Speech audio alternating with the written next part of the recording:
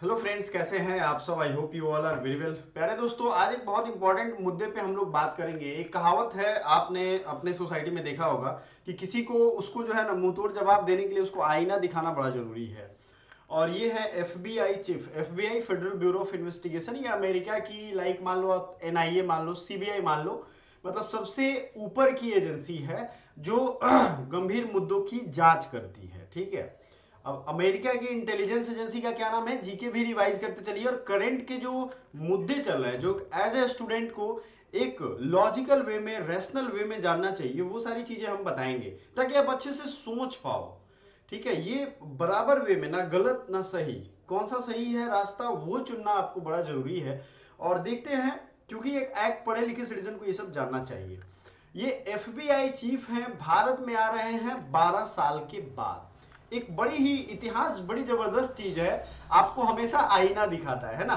तो एक प्रेसिडेंट है 1976 में, यानी 1976 में, गेराल्ड फोर्ड अमेरिकन प्रेसिडेंट हैं। उन्होंने एक बिल पास किया, एक नियम बनाया कि अमेरिका या उससे जुड़ी हुई संस्थाएं, ठीक है, अलग अलग ऑर्गेनाइजेशन है उनके पास, बहुत सारे हैं। ठीक है। आप सीआईए तो जानते ही हो, और भी उनके एजेंसी ऐसे ऐसे हैं। मिलिट्री ग्रेड के असासिनेशन कैंप्स है उनके पास, जो किसी को किसी देश में मरवा सकते हैं, उनको पता भी नहीं चलेगा। आप अफगानिस्तान के बेस्ड पे कई सारी मूवीज देखे होंगे, जिसमें क्या होता है कि उनके एजेंट कहीं फंस जाते हैं। बहुत सारी मूवी होगी, याद करिए उसको।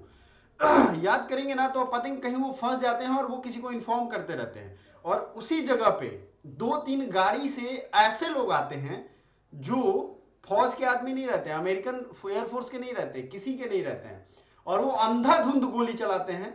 वो आदमी जहां छुपे रहते हैं उसको छोड़ करके, जो आए सामने, आदमी, बच्चा, इंसान, औरत, सबको वो मार डालते हैं। इन लोगों को सेफली निकाल के ले जाते हैं। ये आपने सुना होगा, देखा होगा, और कहीं ना कहीं मूवीज इस पे बनी है बहुत सारी, और ये सच है। तो ये जब ऐसा करते हैं तो उसको जस्टिफाई करते हैं। ठीक है। अब ये जस्टिफिकेशन का अलग खेल है, इसको समझते हैं। अब भारतीय दुश्मन है वो दूसरे देशों में मारे जा रहे हैं, तो भारत पे प्रेशर बनाने के लिए, आपने सुना होगा पुतिन ने भी ये कहा था कि कोई भारत को प्रेशर बना के कुछ नहीं मनवा सकता, नरेंद्र मोदी ऐसे पीएम नहीं है। ये अच्छी बात है। तो इसके लिए ये थोड़ा और ज्यादा, मतलब इस पे प्रेशर बनाया जाए। एफबीआई के चीफ इंडिया आ रहे हैं 12 साल के बाद। ये बंदा कहीं जाता नहीं है, जनरली इसका यही है, 12 साल के बाद ये भारत आ रहा है। इसके पहले एफबीआई चीफ आए थे पिछले मुद्दे पे, और ये आएंगे तो ये सब डिस्कशन करेंगे। लेकिन हमें लगता है ये वक्त है इन्हीं को आईना दिखाने का। ठीक है। सो गेराल्ड फोर्ड ने 1976 में जो बिल पास किया था कि कोई भी ऑर्गेनाइजेशन, यूएस की या यूएस गवर्नमेंट, किसी तरीके की पॉलिटिकल असासिनेशन में शामिल नहीं होगी। पॉलिटिकल असासिनेशन समझते हो? मान लो एक बार की बात है, फिदिल कास्ट्रो क्यूबा के प्रेसिडेंट थे। फिदिल कास्ट्रो रिसेंट में, मतलब 4-5 साल पहले उनकी देहांत हुई है। और वो क्यूबा के जब राष्ट्रपति थे, तो क्यूबन जो है वो मार्क्सिस्ट या कम्युनिस्ट कंट्री है, बगल में ही है साउथ अमेरिका में। तो अमेरिकन गवर्नमेंट हमेशा उसको बर्बाद करना चाहती है, क्योंकि डेमोक्रेसी और उनका अपना कोल्ड वार एरा जब हम पढ़ेंगे कभी, तो आपको हम वो बताएंगे। तो ये हुआ यूं कि वो उन्होंने भी कोशिश की थी इसको मारने की। अब छोड़ो, वो तो पुरानी बातें हो गई। 2011 में याद करो, दूसरे देश में इन लोगों ने घुस के किसको मारा? उसामा बिन लादेन को। खास करके 9/11 के बाद जो टेररिस्ट अटैक हुआ था, सबसे बड़ा दुनिया का अगर मान लें, तो वहां पे, जिस पे वर्ल्ड ट्रेड सेंटर और बाकी सारी चीजें, जो उनके ट्विन टावर्स थे, सबको उड़ा दिया गया था। 3 प्लेन हाईजैक किए गए थे। उसका बदला लेने के लिए यूएस कांग्रेस ने ये पावर दिया था, एक बिल पास किया था कि आप कहीं भी जाओ, जिसको मारना है मारो, लेकिन इसका बदला लो। तो अपने वो करे तो ठीक है, दूसरे देशों में घुस घुस के मारे, और दूसरे देश कर रहे हैं तो बेचैनी हो रही है। सही टाइम का इंतजार किया जा रहा है कि भाई हमारी साख ना टूटे। पॉलिटिकल जो उनका बना हुआ है ना देशों के साथ, उनसे हमारी दुश्मनी ना हो। अब कनाडा में कोई और मरा गया यार, उसका लेना देना यहाँ पे क्या है? वहां पे इतने गैंग वार होते हैं, कोई किसी को टपका सकता है। क्या करें? हमारे भारत में तो लोग, लाखों लोग, मतलब बिहार में ही स्पेशली देखे तो लाखों लोग गैंग वार में मारे जाते हैं सालों भर में। तो हम क्या इसके लिए अमेरिका को जिम्मेदार ठहराएंगे? बेवकूफ़ी है। सो ये आ रहे हैं 12 साल बाद। आपको मैंने एक हिस्ट्री बैकग्राउंड दे दिया कि एक्चुअली क्या होना चाहिए। किसी देश को किसी में किसी को नहीं मरवाना चाहिए। ठीक है। लेकिन अमेरिका ही ये नियम बनाया, और सबसे ज्यादा उसका उल्लंघन भी यही देश किया है। तो ये आ रहा है इनका ये कहना है कि भाई इंडियन कुछ एजेंट हैं जो उस मर्डरर से मिले हुए रहते हैं, उसको पैसा दे के मरवा देते हैं। खैर ये वो सच्चाई जाने, जो मरने वाले हैं वो सच्चाई समझेंगे इस चीज को। अब ये मिलेंगे एनआईए चीफ यानी नेशनल इन्वेस्टिगेशन एजेंसी के चीफ दिनकर गुप्ता से। ठीक है, अब इस पे बात क्या क्या होगी, तो भारत को क्या करना चाहिए ये तो अपना बात करेंगे कि भाई ये है इन्वेस्टिगेशन कहाँ तक चला, है ना। जो पन्नू को मारने आप लोग आए थे अमेरिका में, तो वो इन्वेस्टिगेशन कहाँ तक चला, तो इन्वेस्टिगेशन का ये बात करेंगे। लेकिन हमें लगता है इनको इनका आईना खुद ही दिखाना चाहिए। कैसे? जो भी टेररिस्ट है जो इनके देशों में, मतलब एक एक्स्ट्राडिशन ट्रीटी होती है, क्या होता है, प्रत्यर्पण संधि।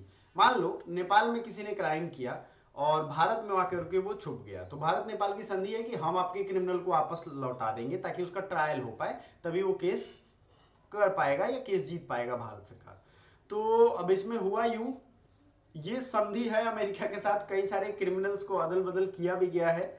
लेकिन आपको हम बता दें, सिख ऑर्गेनाइजेशन ने ही आई थिंक सबसे पहला, मैं कंफर्म नहीं कह रहा हूं, एरोप्लेन हाईजैक शुरू किया था, जो एक्सट्रीमिस्ट ऑर्गेनाइजेशन है। सिख समुदाय इतना अच्छा है, आपको जान के हैरानी होगी, जो गुरु गोविंद सिंह थे उनके दो बच्चों को, जोरावर सिंह और फतेह सिंह को चुनवा दिया गया था दीवार में। करीम खां या जरीम खां का कोई जनरल था औरंगजेब का। उसके बावजूद उन लोगों ने कभी भी इस तरीके के गलत रास्ते नहीं अपनाए। इसमें कुछ लोग होशियार लोग हैं जिन जो एसी के कमरे में रहते हैं, बढ़िया बढ़िया गाड़ी में घूमेंगे सिक्योरिटी के साथ, उन लोगों ने कुछ लोगों को बरगलाया हुआ है। बहरहाल जो भी रीजन हो, ऐसे क्रिमिनल्स को अमेरिका वापस नहीं भेज रहा है भारत में कि उनकी ट्रायल पूरी हो। ठीक है, पहला उनको आईना दिखाने की ये जरूरत है। तो खालिस्तान टेररिज्म का जो हार्बर बना हुआ है ये देश, अब हर देश, अमेरिका क्या करता है कि दूसरे देश का एक क्लच पकड़ के रखता है हमेशा। मान लो भारत से उसको टेंशन हो जाए तो वो क्या करेगा, फंडिंग बढ़ा देगा, इन लोगों को दंगे फसाद इधर करवाने लगेगा। ठीक है ना, पीएम मोदी की व्हीकल को रोक दी गई थी, आप याद करो। इस तरीके की एक्टिविटी वो करवाएगा डराने के लिए, कंट्रोल करने के लिए, कि डर से आपस में भारत ही उलझा रहा है अपने में। ठीक है, तो ग्रोथ रुक जाएगा, टेंशन बढ़ जाएगी, दंगे फसाद होंगे, समझ रहे हो आप, ये चीजें हैं। तो ऐसे टेररिस्ट को वो दे नहीं रहा है। पहली चीज है गैंगस्टर नेक्सस, इनके देश में, कनाडा में, एक गैंगस्टर दूसरे गैंगस्टर को टपका डालता है। ठीक है, तो क्योंकि भाई उनका अपना ड्रग्स ट्रैफिकिंग है, ये चीज की वजह से भी भारत में वो डिमांड है, वो भी गायब हो जा रहा है। और तीसरा जो मुद्दा हमें बात करना चाहिए वो है पाकिस्तान स्पॉन्सर्ड टेररिज्म। पाकिस्तान जो क्या कर रहा है आप देख ही रहे हो, अभी तो जम्मू कश्मीर पुलिस पे हमले होने शुरू हो गए हैं। ठीक है, तो इंडिया को खुल के, चूंकि ये आ रहा है भारत, भारतीय कोई जा नहीं रहा है यूएस में, आ रहा है, खुल के इसके खिलाफ बोलना चाहिए हर एक प्लेटफॉर्म पे कि भाई पहले तुम ये मुद्दे तो हमको सुलझा के दो, क्यों इसको बढ़ावा देते हो। इंडिया के पास ये अपॉर्चुनिटी है, one that is not expect friendly nation like US and Canada, UK और Germany to harbouring declare terrorist like Pannu. अब यूके जर्मनी से ये तो नहीं आशा करेगा ना इंडिया की भाई हम आपसे बिजनेस करें, दोस्ती का हाथ बढ़ाएं, मिलते रहें हर एक प्लेटफॉर्म पे, और आप क्या करो। ये पाकिस्तान करता है तो ठीक लगता है ना। अब वो कनाडा भी यही कर रहा है अपने वोट बैंक के चक्कर में। ठीक है, वो जो है वहां का पीएम ना ट्रूडो, ये वहां का राहुल गांधी है, वोट बैंक के चक्कर में उल्टी सीधी हरकत कर रहा है। और अमेरिका का या ब्रिटेन का अगर आप हिस्ट्री देखोगे तो उन लोगों का हमेशा से ये रहा है कैसे दूसरों को हमेशा डिवाइड एंड रूल करें, उसका असर पड़ता है।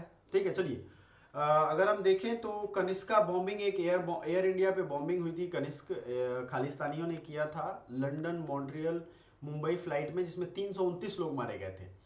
ये भी एक हिस्ट्री है। ठीक है, एंड सबसे बड़ी चीज है कि इसमें जो शामिल आतंकवादी हैं उनको हैंड ओवर कर देना चाहिए।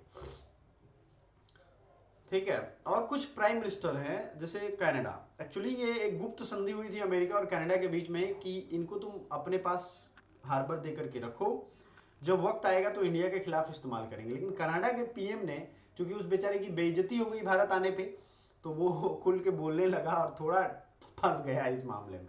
खैर कोई बात नहीं, किसी के डरने से और टाइमिंग से किसी का कुछ नहीं रुकता है। ठीक है, तो ये एक मेन मुद्दा है। आई थिंक आप लोगों को ये चीज भी समझना चाहिए कि इनके इतिहास से भी हमने बताया और आगे आपको अपडेट देते रहेंगे। तो हमें क्या करना है, हमें इनको आईना खुद दिखाना है, ये एक बड़ा चीज है। सो मिलते हैं नेक्स्ट अपडेट में। करंट के जो भी मुद्दे होंगे शॉर्ट्स में या बड़े में हम आप तक लेकर पहुंचाते रहेंगे। Thank you so